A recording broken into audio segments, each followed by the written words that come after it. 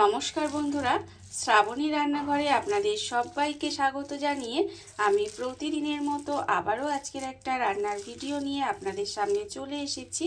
আজকের আমি আপনাদের অল্প একটু বোনলেস চিকেন দিয়ে একটা অসাধারণ পকোড়া বানিয়ে দেখাবো। আশা করি আপনাদের ভালো লাগবে। তার জন্য কিন্তু আমার পুরো ভিডিওটা আপনাদের দেখতে হবে। আর দেখা শুরু করার আগে একটা লাইক দেবেন, সুন্দর একটা কমেন্ট করবেন আর শেয়ার করতে ভুলবেন না। তাহলে চলুন আজকের আমি এই পকোড়াগুলো কিভাবে বানাচ্ছি সেটা আপনারা একবার দেখে নিন।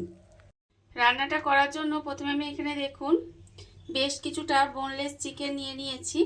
আর চিকেনগুলো কিন্তু আমি ধুয়ে পরিষ্কার করে রেখে দিয়েছি। আর এগুলো পিসগুলোকে একটু এইভাবে ছোট ছোট করে কেটে নিয়েছি।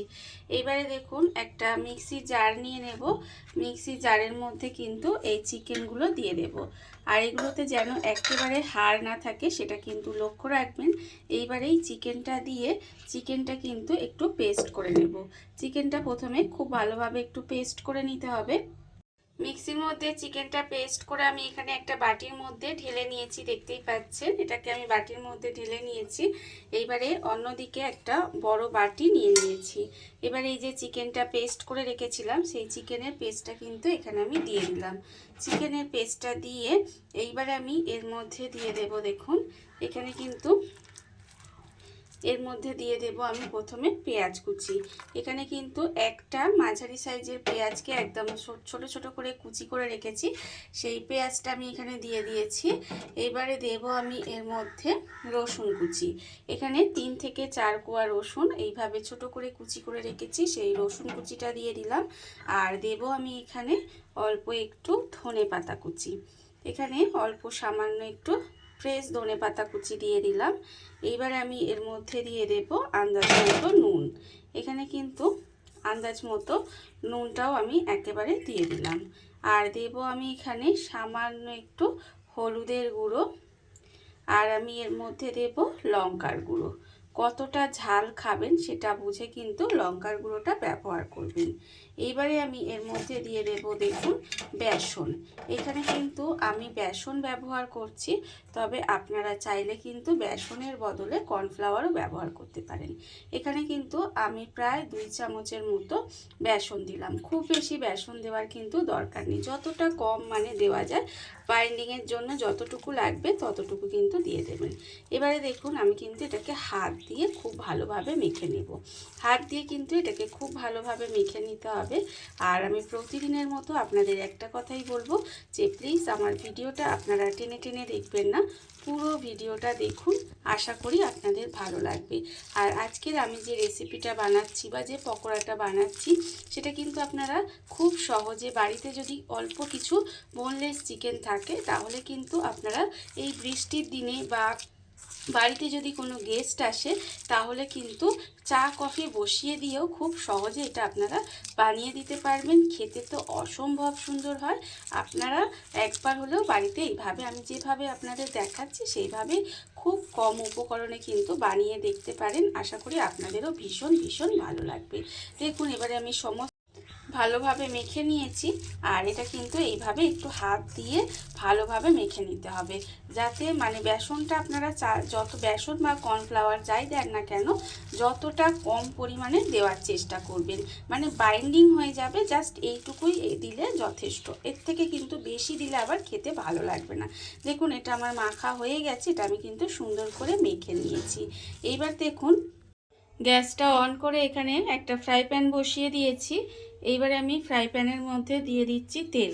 এখানে কিন্তু আমি ভাজার জন্য সর্ষের তেল ব্যবহার করছি, তবে এখানে আপনারা চাইলে কিন্তু সাদা তেলের ব্যবহারও করতে পারেন। এইবারে দেখুন তেলটা এখানে খুব ভালোভাবে একটু গরম করে নেব। তেলটা কিন্তু ভালোভাবে একটু গরম করে নিতে হবে। তেলটা আমার এখানে গরম হয়ে গেছে, তেলটা এখানে গরম করে নিয়েছি। আর চিকেনের পেস্টটা যে আমি এখানে দেখুন মেখে রেখেছিলাম তার থেকে এবার এরকম অল্প অল্প নেব। অল্প অল্প নিয়ে আমরা যেভাবে পকোড়া ভাজি সেইভাবেই কিন্তু এইভাবে একটু একটু করে দিয়ে দেব। আর এই সময় কিন্তু তেলটা গরম করে নিয়ে গ্যাসটাকে একেবারে লোতে দিয়ে দেবেন। লোতে দিয়ে এইভাবে কিন্তু ছোট ছোট করে ভেজে নিতে হবে। আর আমার চ্যানেলের নতুন বন্ধু পুরনো বন্ধু সবাইকেই বলছি আমার তরফ থেকে অনেক অনেক ভালোবাসা। নতুন বন্ধুদের বলবো, যদি আমার চ্যানেলটা সাবস্ক্রাইব করেন তাহলে পাশে থাকা বেল বাটনটা অবশ্যই প্রেস করে দেবেন, যাতে আমি যখনই কোনো নিত্য নতুন ভিডিও আপলোড করব সবার প্রথমে আপনাদের কাছে নোটিফিকেশান চলে যাবে এবং আপনারা আপনাদের সময় মতো ভিডিওটা দেখে নিতে পারবেন। আর পুরনো বন্ধুদের বলবো, এইভাবে আমার পাশে থাকার জন্য, আমাকে এগিয়ে যেতে সাহায্য করার জন্য আপনাদের অসংখ্য অসংখ্য ধন্যবাদ। দেখুন, আমি কিন্তু গ্যাসটাকে একেবারে লোতে দিয়ে দিয়েছি। দিয়ে এইভাবে ছোট ছোট করে কিন্তু দিয়ে দেব। দিয়ে একটু সময় নিয়ে উল্টিয়ে পাল্টিয়ে লাল লাল করে ভেজে নিতে হবে।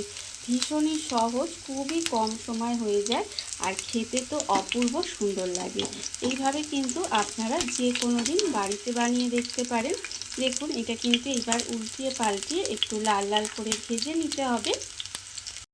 পকোড়াগুলো আমি দেখুন উল্টে পাল্টে কিন্তু লাল লাল করে ভেজে নিয়েছি, আর এইভাবেই কিন্তু একটু লাল লাল করে ভেজে নিতে হবে। আমার এখানে ভাজা হয়ে গেছে, এবার আমি এগুলোকে আলাদা করে তুলে রেখে দেব। এগুলো কিন্তু আলাদা করে তুলে রেখে দিতে হবে। আপনারা দেখতেই পেলেন কত সহজে কিন্তু এগুলো বানানো হয়ে গেল, একদম বাড়িতে থাকা খুব কম উপকরণে কিন্তু, আর খেতে কিন্তু ভীষণই সুন্দর হয়। এগুলোকে আমি আলাদা করে তুলে রেখে দিচ্ছি।